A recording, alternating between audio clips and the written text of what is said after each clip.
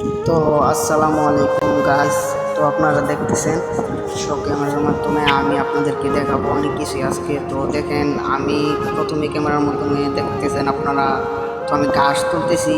তো এখন বলতে পারেন কিসের জন্য গাছ তুলতেছি। তো গাছ তুলতেছি এই কারণে যে, তো ছাগল একটা মান্তি হিসাবে আসছে এখানে। তো এখানে আমার নানার দরবারে খাসি আসছে। তো এই খাসি মানুষকে দাওয়াত দিয়ে খাওয়ানো হবে, এখানে তাওয়ারক রান্না করে মানুষকে খাওয়ানো হবে।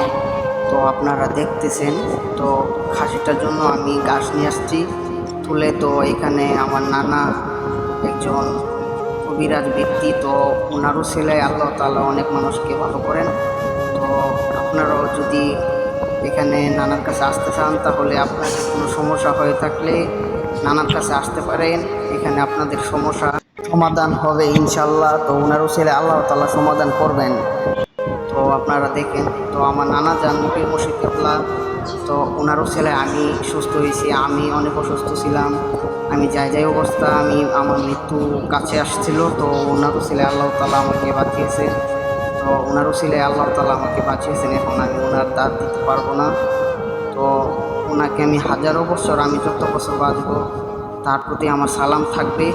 তো ওনাকে যেন আমি খুশি করাতে পারি, আল্লাহ তাআলা যেন আমাকে এমন তৌফিক দান করেন, তাকে যেন আমি খুশি করাতে পারি। আপনারা আমার জন্য দোয়া করবেন, আমি যেন ওনাকে খুশি করাতে পারি। তো ওনার জন্য দোয়া করবেন, ওনাকে যেন আল্লাহ তাআলা নেক হায়াত দান করেন, হাজার বছর যেন নেক হায়াত দান করেন। তো আমার জন্য দোয়া করবেন, আমি যেন সুস্থ হয়ে থাকি, সবসময় ভালো হয়ে থাকি ইনশাআল্লাহ। তো আমি আপনাদের জন্য দোয়া করব। আসসালামু আলাইকুম, সবাই ভালো থাকবেন।